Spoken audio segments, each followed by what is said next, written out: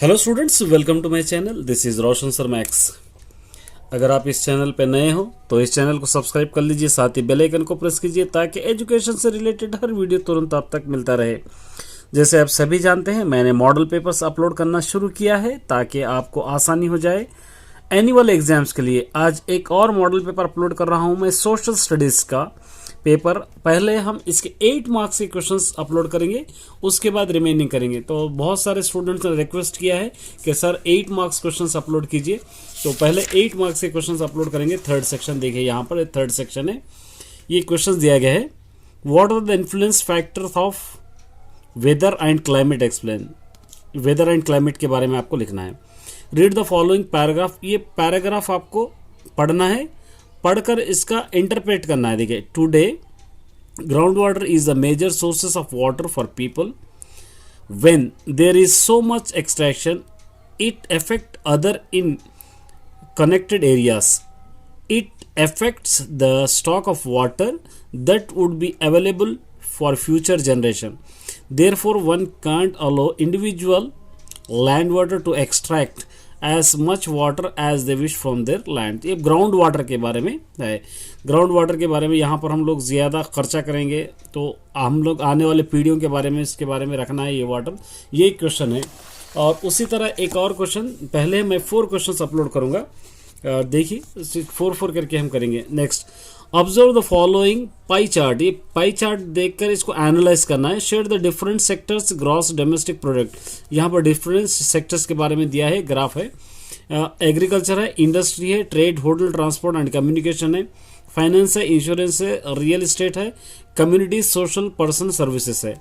ये हो गया। उसी तरह नेक्स्ट क्वेश्चन है, ये लोकेट करना है आपको। ये 4 क्वेश्चंस पहले अच्छी तरह आप याद कीजिए, वेरी इंपॉर्टेंट क्वेश्चंस है।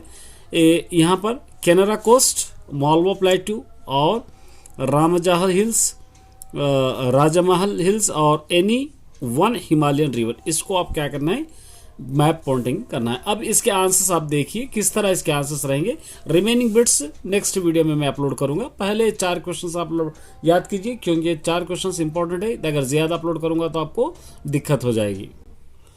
चलिए 21 का आंसर यहाँ पर देखिए। The factor of influence climate और called climate control. The include climate control को कहते हैं। ये पॉइंट्स उसके अंदर आते हैं।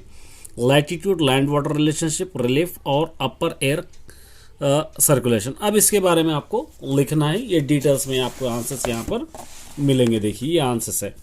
लैटिट्यूड यहाँ पर लिखेंगे। आप इस क्वेश्चंस को ऐसे है ये याद कर सकते हो, या इसके कीवर्ड्स बनाकर भी याद कर सकते हो, या आप अपने रीडर से याद किए हैं तो वो भी आप याद कर सकते हो।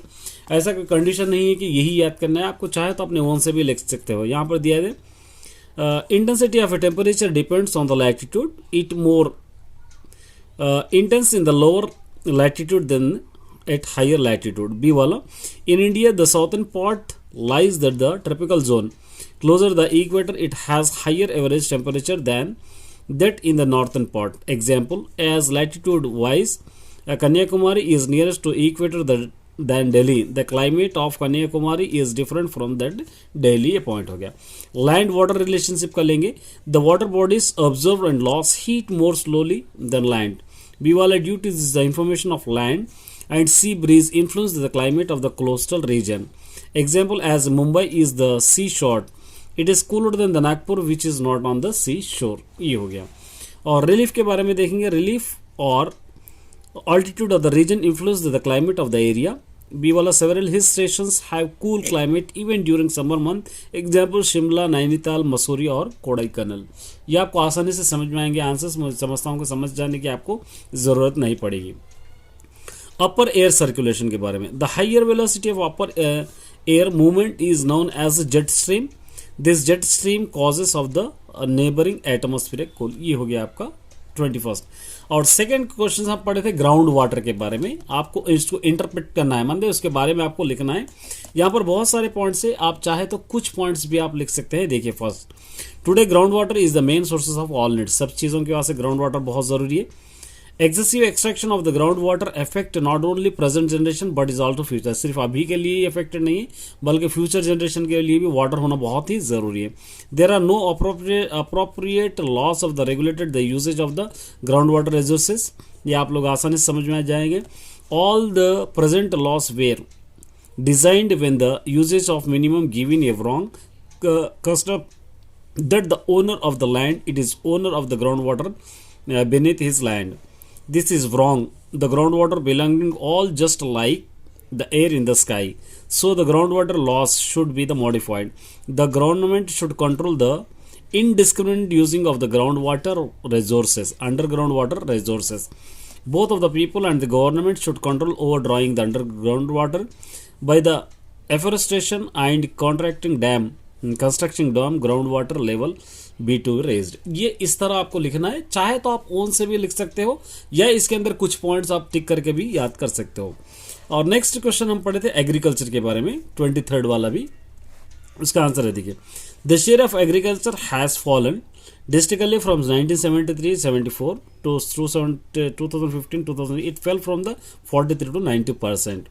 There is a tremendous decrease in France, insurance and real estate sector from the 8% 1973 to 74, 22% of the 2015 to 2000. जो आप पाई डायग्राम आप देखे थे पीछे, वो पाई डायग्राम का आंसर है ये. इस तरह पाई डायग्राम को इस तरह डिटेल्स में आपको लिखना है.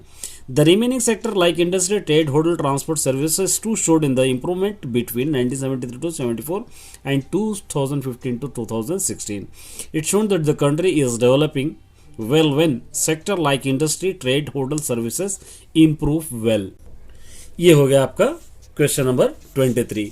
21, 22, 23 ये तीनों क्वेश्चन हो गए. अब एक मैप पॉइंटिंग का है, मैप पॉइंटिंग का भी हम लोग देख लेंगे. मैप पॉइंटिंग देखिए, आप मैप पॉइंटिंग करना है तो सबसे पहले यहाँ पे द राजमहल हिल्स है, देखिए यहाँ पर वो गंगास यहाँ पर है. ऑन हिमालयन रिवर, एक नदी का नाम लिखना था तो यहाँ पर आपको डिनोट किए है. उसके बाद मतवास प्लेटू यहाँ पर है, द कैनरा कोस्ट यहाँ पर है और इंदिरा पॉइंट यहाँ पर है. 1 2 3 4 5 मैप पॉइंटिंग करना है आपको. अच्छी तरह ये मैप पॉइंटिंग देख लीजिए. ये हो गया 24th वाला. तो 4 क्वेश्चंस मैंने अभी कराया है. उम्मीद करता हूँ कि 4 क्वेश्चंस पहले लिख लीजिए, उसके बाद धीरे धीरे करते करते सभी मॉडल पेपर्स अपलोड करेंगे. आप निश्चिंत रहिए और ज़रूर फॉलो करने की कोशिश कीजिए. ऑल द बेस्ट सभी स्टूडेंट्स के लिए. इस चैनल को इतना प्यार दे रहे हैं देखने के लिए. All the best.